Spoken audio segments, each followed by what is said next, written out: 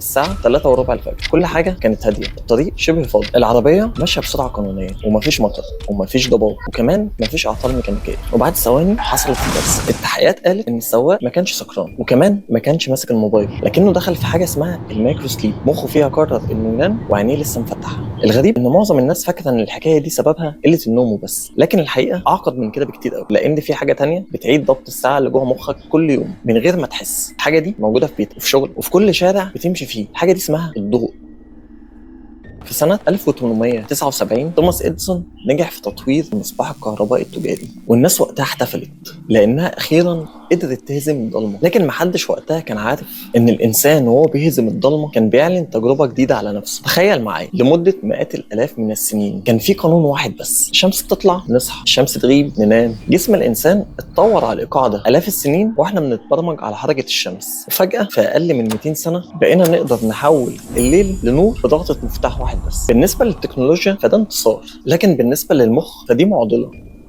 اللمبة اللي فوق دماغك دي بتتكلم مع مخك، وده مش مجاز ولا تشبيه، دي حقيقة علمية خلت علماء الأعصاب يعيدوا كتابة جزء من فهمهم لجسم الإنسان. احنا طول عمرنا كنا فاكرين إن وظيفة العين إنها تشوف بس، لكن الحقيقة إن عينك عندها وظيفة تانية خالص، وظيفة ما كناش نعرف إنها موجودة أصلا.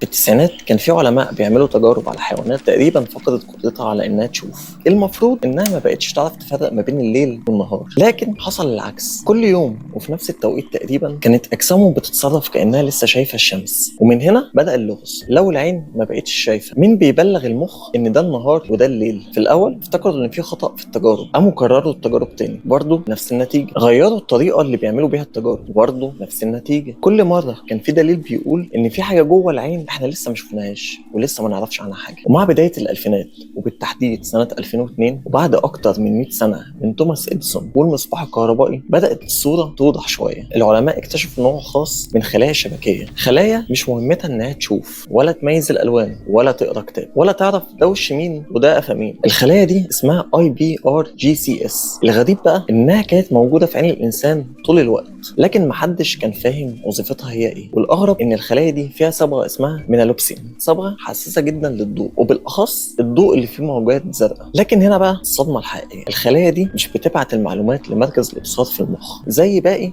خلايا العين، لا، دي بتبعتها لمكان تاني خالص، مكان اسمه النواه فوق التصلبيه او SCN. ودي الساعه الرئيسيه لجسم الانسان. يعني في اللحظه اللي الضوء يدخل عينك، الخلايا دي تبعت رساله على طول للمخ، ما بتقولوش خلي بالك ده في كرسي قدامك او الحيطه دي لونها ابيض. هي بتقول له جمله واحده بس: اصحى فوق او استعد عشان تنام نومه. وفجاه العلماء اكتشفوا ان الانسان عنده نظامين جوه عينيه، نظام عشان يشوف العالم ونظام تاني عشان يعرف يعيش في العالم. ومن اللحظه دي اتغير السؤال، ما بقاش احنا بنشوف ازاي، بقى الضوء بيعمل ايه في مخنا.